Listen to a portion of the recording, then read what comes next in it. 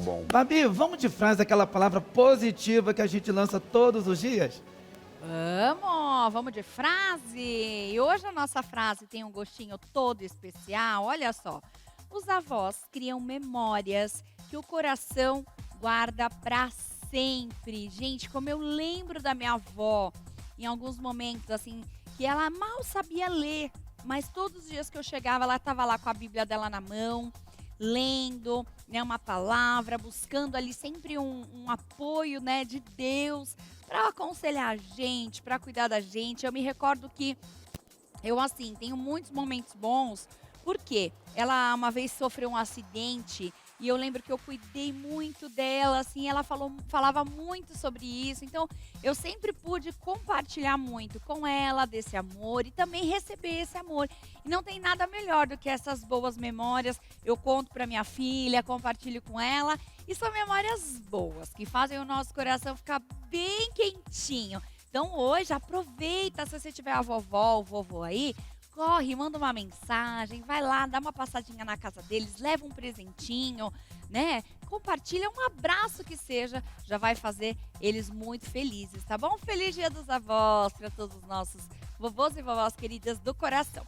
Bom, vamos falar de beleza, gente. Olha, uma das coisas que vovô e vovó acaba sofrendo é queda de cabelo, né? Será que isso tem a ver com a idade? Vamos saber? Vamos saber tudo sobre queda de cabelo agora? Com a doutora Úrsula Mettelman. Tudo bom, doutora?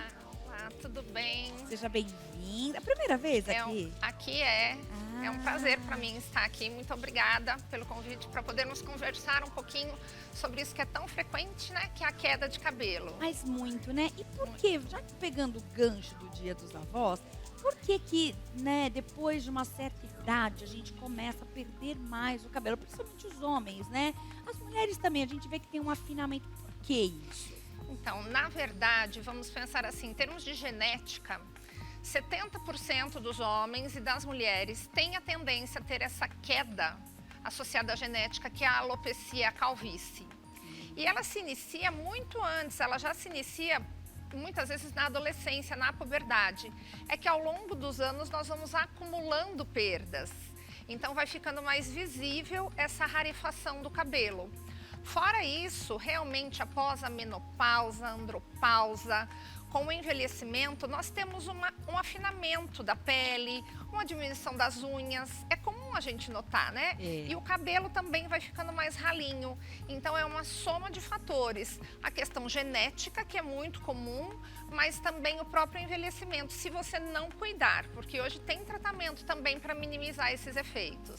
Porque assim, cair o cabelo é super normal, né? Eu sei que tem uma quantidade, não sei, você deve, né, saber certinho, mas tem uma quantidade por dia que a gente pode perder esse cabelo e, ok, não se preocupar. Quando é que eu começo a me preocupar com a quantidade de cabelo que tá caindo? Quando a gente lava normal, cai um pouquinho às vezes, né? Um pouquinho na mão e tal. Quando que eu devo me preocupar, doutora? Então, essa questão da conta de fios é bem interessante e controversa. De um modo geral, fala-se o quê? De 50 a 100 fios por dia é normal cair, principalmente o dia que você lava o cabelo, porque aí a pequena tração, o uso do shampoo, muitas vezes escovar o cabelo molhado, você faz uma pequena tração de um fio que já ia cair, tá? Mas o mais importante é a mudança do padrão. Então nós temos ali aquela frequência, você vê sai um pouquinho quando penteia, de repente, em algum momento, você começa a ver que começou a cair mais fora do seu padrão, né? Tá. Pode estar associado a alguma infecção, alguma virose, alguma gripe, né? Nós temos passado por períodos agora de vem um vírus novo, vem uma gripe, as pessoas gripam e começam a prestar atenção que o cabelo cai, né? O estresse, hoje nós reconhecemos o estresse como um fator de queda.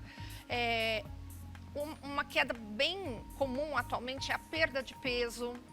A perda de peso rápida associada a alguns medicamentos que também estão no mercado. Então, as pessoas estão perdendo peso, mas vem a queda de cabelo também. Então, perdeu 5, 6 quilos, já é visível uma queda e tem que tratar, tá? Porque muitas vezes está acompanhada as anemias, as deficiências, né, de nutrientes, de vitaminas, de ferro, de vitamina. Então, essas são as causas mais comuns, digamos assim. Tá.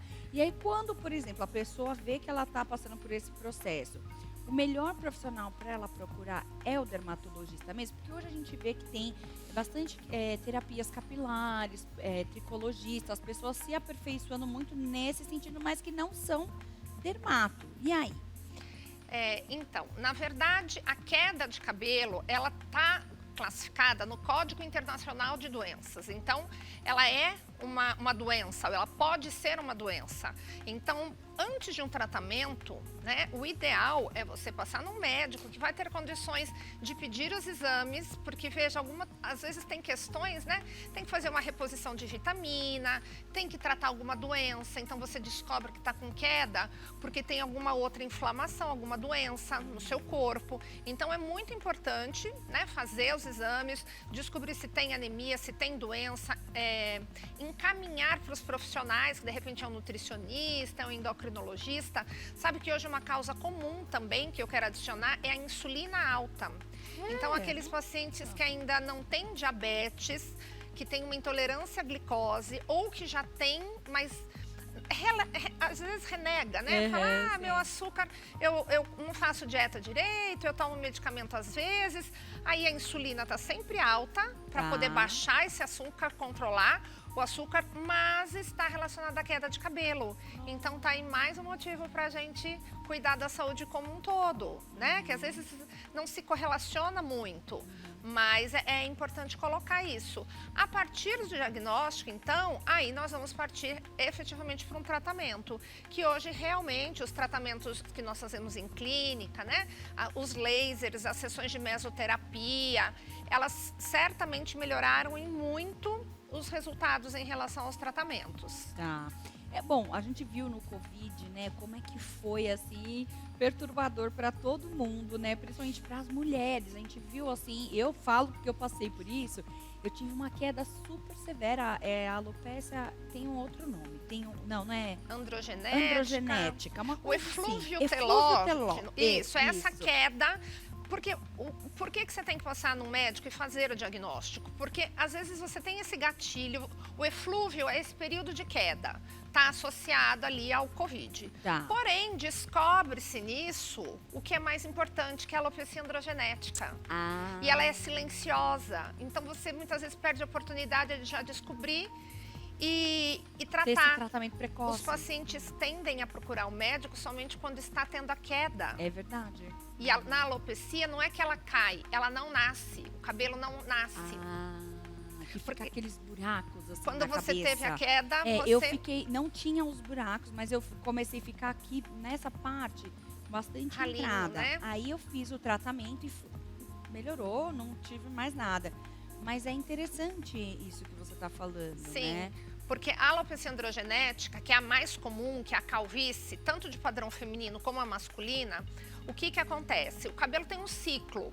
Então não adianta você ficar, por exemplo, 10 dias sem lavar o cabelo, porque o que está programado para cair, vai cair. Não tem jeito, né? Então tem aquela fase anágena de crescimento e a fase telógena, o telos de final. Vai cair.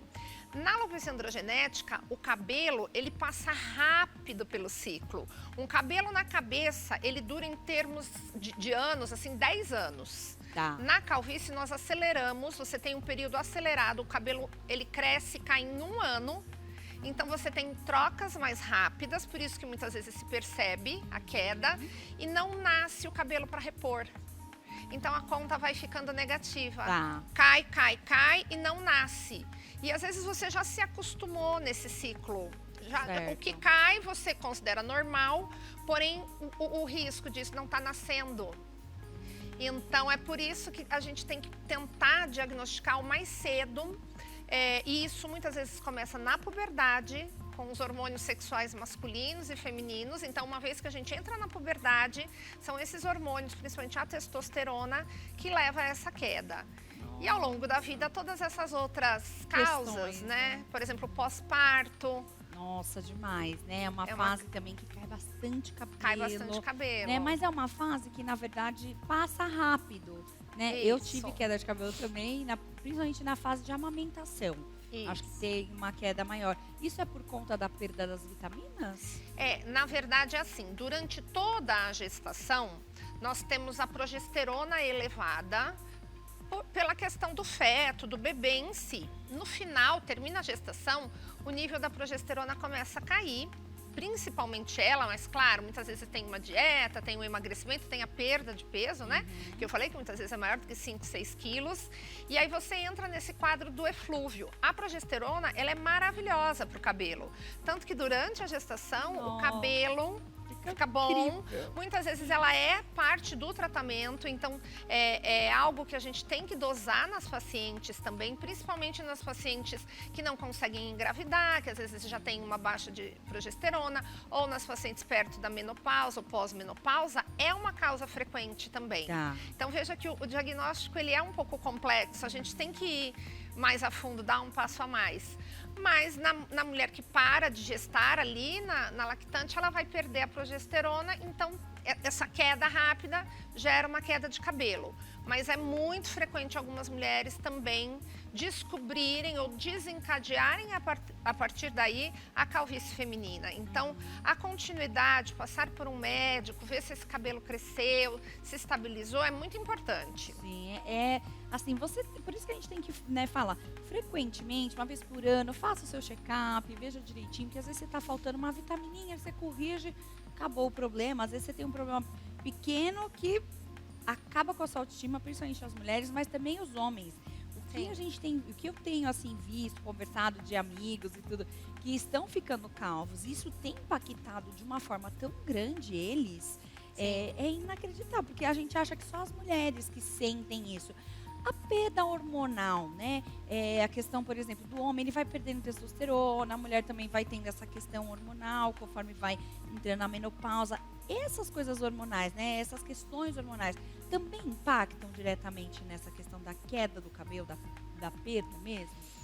Olha, a testosterona, olha como o ciclo é interessante. É ela que causa a queda do cabelo. Na verdade, não é ela diretamente. Ela é transformada no nosso corpo e tem um derivado dela chamado DHT, que vai atuar nos pelos e vai fazer com que esse ciclo se acelere. Tanto que quando você faz reposição de testosterona, usa às vezes alguma substância, né, algum, enfim, anabolizante, algo que aumente a testosterona, é comum ter a queda do cabelo. Então, no caso do envelhecimento, do climatério, né, da menopausa, do homem da andropausa, que começa a cair a testosterona, é um contrassenso. Ela está caindo, teoricamente, até a queda tinha que melhorar. Mas aí entram outros fatores. Entra, por exemplo, na mulher o estrogênio. Na menopausa, quem é o responsável por nutrir os fios, nutrir a pele, estimular o colágeno? É o estrogênio, que começa ali na puberdade. Então, quando vem a menopausa, ele cai, ele cessa e com isso há um fechamento de folículos. Por isso que hoje é muito importante tratar nessas fases que você percebe que realmente o cabelo está minguando, está caindo. O homem, ele vai tendo também uma perda, né? Após os 35, 40 anos, homens e mulheres já vão tendo uma perda dos seus hormônios sexuais, porém o que atua ali no couro cabeludo é um erro genético, digamos assim. E aí, em qualquer fase que ela se pronuncie, a gente deve tratar. Hoje, os tratamentos, eles estão mais eficazes. Eu vejo a quantidade de homens mais jovens que chegam com uma calvície muito grande, diminuída, porque os homens estão procurando mais tratamentos. Tem a questão dos transplantes, que eu falo que foi uma das coisas que nos últimos anos popularizou, se a gente pode dizer assim. É muito mais comum as pessoas terem acesso ao transplante e nesses casos, tanto homens como mulheres, eles se beneficiam, porque tem horas que não tem jeito. O cabelo caiu, o folículo desapareceu, vai ter que fazer o transplante. Esse transplante, que é o transplante capilar, tá super na moda, né? A gente vê todo mundo fazendo. Tenho vários amigos que fizeram. Isso. Ele tem uma duração ou não? Por exemplo, se a pessoa ela já tem esse problema de calvície, ela fez lá um implante capilar. Daqui a um tempo, por exemplo, esse cabelo pode vir enfraquecer, essa questão que é da pessoa, uma genética, uma coisa, pode interferir no implante também? Olha, o que se vê, né, dos pacientes que se fazem transplante, eu acompanho transplantes há pelo menos 20 anos, é que tem uma questão de onde você tira o fio, já é um código genético diferente. Então, seja ele da região, né, da nuca ou corpo, às vezes o paciente não tem uma quantidade de fios, barba, então são retirados pelos que têm uma outra genética que não sofrem essa ação do hormônio DHT. Porém, os outros que ficaram, né, ao redor, se o homem ou a mulher, né, tem essa tendência da evolução, pode haver uma evolução e a necessidade de fazer mais transplantes. Por isso que nós falamos que o tratamento clínico é muito comum. Às vezes chegam pacientes que querem ir direto para o transplante, falam, eu não tenho paciência de fazer, não dá. Até para o transplante pegar melhor, nós chamamos, né, da pega, é como você ali, você coloca uma plantinha, né, você vai colocar uma sementinha ali, uma plantinha e ela vai se desenvolver. Quanto mais nutrido, quanto mais o terreno com o tratamento, né, ele estiver preparado, melhor vai ser o resultado. Mas certamente não tem como negar, em alguns casos onde o cabelo já caiu, não tem mais o folículo, a melhor opção. E hoje para as mulheres também, porque as mulheres com envelhecimento, se você for perceber hoje, né, com essa questão de se olhar a naturalização, a harmonização, você tratar uma face como um todo, as mulheres têm a tendência a ter a linha do cabelo também mais retraída, a ficar com a testa maior. É verdade. Né? Vai diminuindo um pouco essa quantidade de cabelos que você tem na frente. E o transplante feminino vem com uma opção também para equilibrar a face, muito interessante. A mulher, quando ela faz o transplante, ela precisa raspar também todo o cabelo?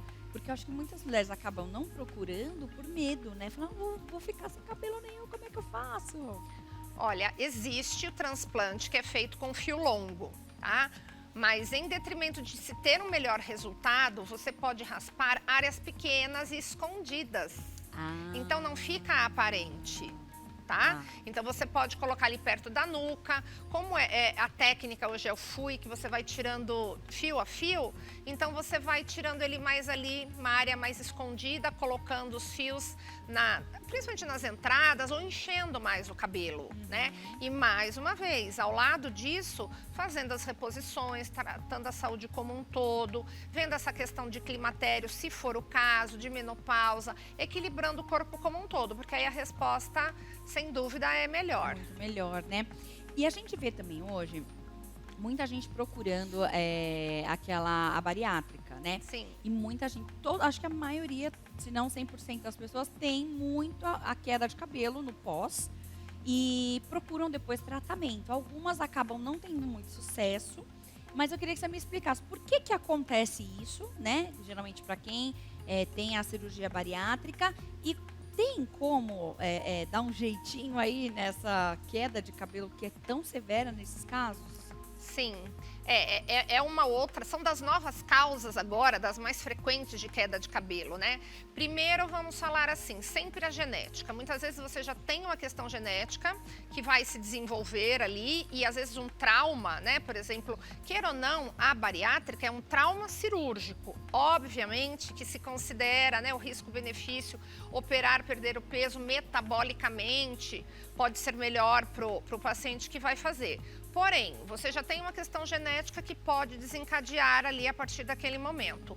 O trauma cirúrgico, então é uma cirurgia com porte, mesmo que seja feita por via laparoscópica, aparentemente ali, mas é uma cirurgia que gera uma remodelação ali do seu organismo. E a perda de peso, que mais uma vez também, né, 5, 6 quilos acima, você já tem a queda de cabelo.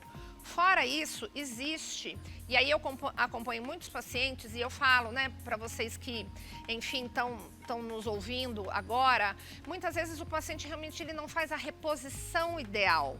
Ele usa, às vezes, um polivitamínico comum, não faz as reposições de vitamina B12, que são obrigatórias, a vitamina D e outros minerais, então zinco, cobre.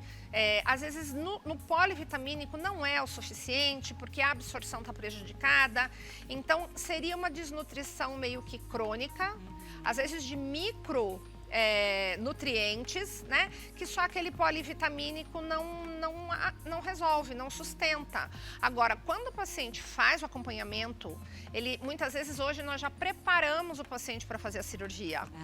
Passa até pelo... É muito interessante, porque às vezes até o próprio cirurgião já encaminha, né? Tá fazendo ali com a psicologia, tá indo com o nutricionista, já tem queda de cabelo, vá ao dermatologista, então você já faz o preparo para aquele paciente não entrar num quadro agudo, assim, de queda e sofrimento por causa disso. É bem importante você procurar ajuda, né? E hoje a gente vê tanta coisa na internet, é gominha que faz o cabelo crescer, é gominha que faz a unha crescer. Isso funciona, de fato? Porque a gente fica na dúvida, né? Gominha, o que é melhor? Gominha, ingerir, injetável, são tantas opções. Olha, as gominhas são uma delícia, assim, eu não tenho nada contra as gominhas. Hoje é comprovado, mas eu vou explicar, né? É comprovado que a reposição de vitaminas, ela melhora a qualidade do fio, porém, dentro de um contexto, dentro de um diagnóstico, você tomar qualquer dose, às vezes tem produtos que são até tóxicos, até deletérios dentro desses polivitamínicos, porque a gente tem que avaliar o tipo. Existem vários tipos de vitamina B12, vários tipos de vitamina C, vários tipos de vitamina B6, e alguns são tóxicos, mas são baratos, então são colocados, né, dentro de alguns suplementos. Então, o ideal é você ter um diagnóstico e individualizar a receita. Tomar unha, então, é mais complicado ainda, porque a unha tem a questão genética da unha também, tem a síndrome das unhas frágeis, tem a questão da biotina. Não é evidenciado nos estudos que a biotina tem uma grande resposta em unha e em cabelo. E é a que mais todo mundo toma. É a que todo mundo toma, né? Mas que, assim, nós passamos também, mas a biotina, ela não atua sozinha. Ela atua dentro de um contexto. Então, muitas vezes, hoje, são minerais, né? São aminoácidos. Hoje, nós já entregamos para o corpo os aminoácidos, um colágeno já mais hidrolisado. Então, coisas que o organismo consegue absorver. Tem um outro conceito que é a disbiose, que eu gosto de cuidar e falar com o paciente. Muitas vezes você tá já com um estômago inflamado, você tem gastrite, toma medicamento, você não absorve nada. Sério? Então você toma, você tá tomando, mas o ferro não sobe, a vitamina B12 não sobe, a queixa não melhora. Então você entende, por isso que hoje os injetáveis também vêm como uma opção, porque às vezes se o paciente tá com uma condição de um intestino ou de um estômago que não absorve, é preferível até fazer injetável. Tomar medicamentos, passar produtos sem ter uma receita, uma orientação, eu acho que muitas vezes você vai gastar um dinheiro. É jogar dinheiro fora. Exatamente. E talvez não obtenha sucesso.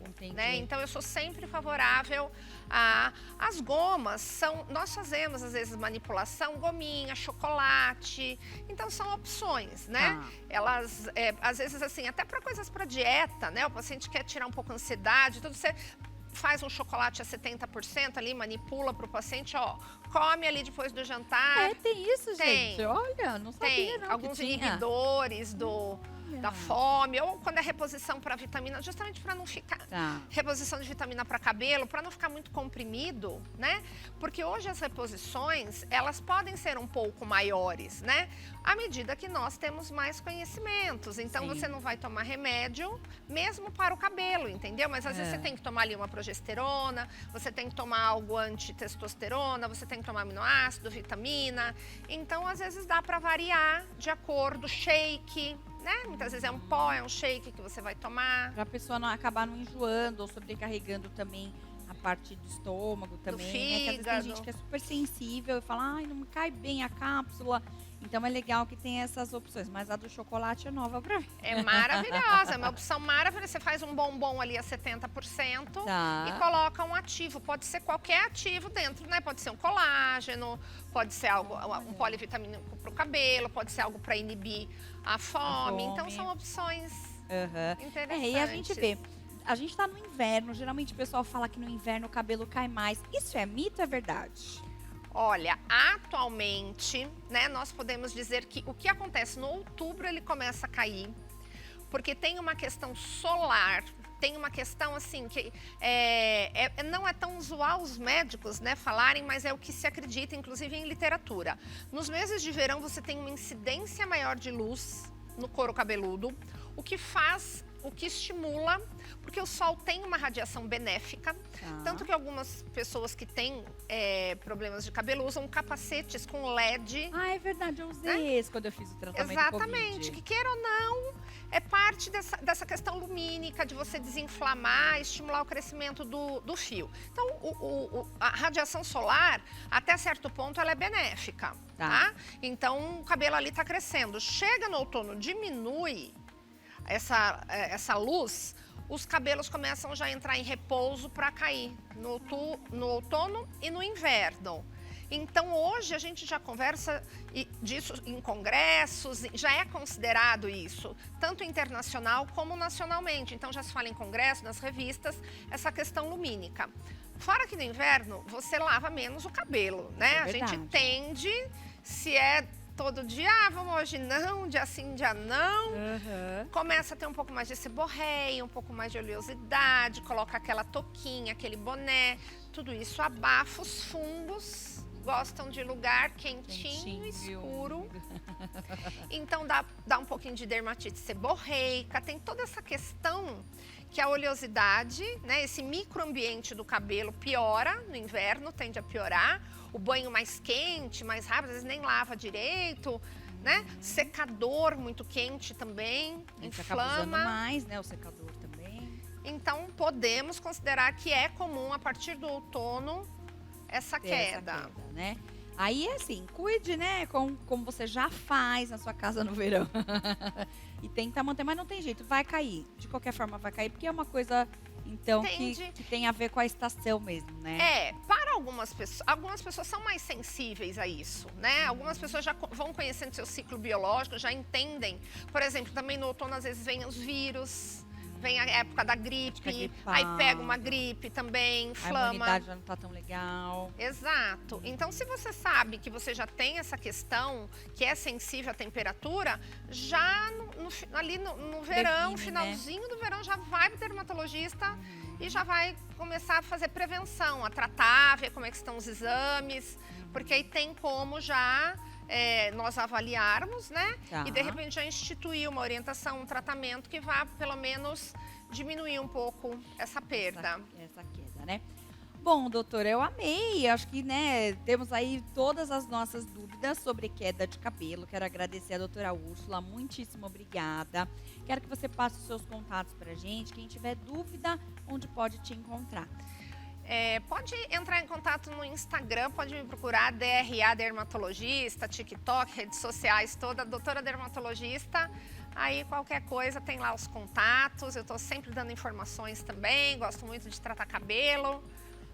Você é mais especialista em cabelo ou tudo? Eu faço a parte de cosmetria também, né, estética, mas cabelo é uma paixão. E na clínica hoje, meu filho, né, tá formado hoje, fez medicina, ele faz a parte de transplante também lá na clínica, então a gente tem uma equipe toda, o cabelo é uma paixão, então... Não, e o cabelo, gente, é fundamental, né, eu falo que é o cabelo e o dente. Se a pessoa tiver um cabelo bonito, um dente ajeitadinho, ela pode até não ser tão, né, assim, harmônica, vamos falar bonita, ser mais rústica, que ela fica bem apresentável, né? Eleva a autoestima, né? E ter autoestima traz felicidade, traz confiança, traz uma energia boa para todos que estão ao nosso redor. E assim, o que é importante? O dermatologista hoje está preparado para tratar esses casos, para atender. Tá com queda de cabelo, procura o dermatologista. Não fica se automedicando, que você vai encontrar alguém que... jogar dinheiro fora. E você vai encontrar alguém que vai conseguir te ajudar. Acho que essa é a mensagem, né? Perfeito. Muito bom, doutora. Muitíssimo obrigada. A gente vai para um break bem rapidinho, a gente já volta com mais Sempre Melhor. Tem um bolinho de chuva, daqui a pouquinho que a gente vai fazer aqui para vocês, tá bom? Sai daí não, fica aí com a gente.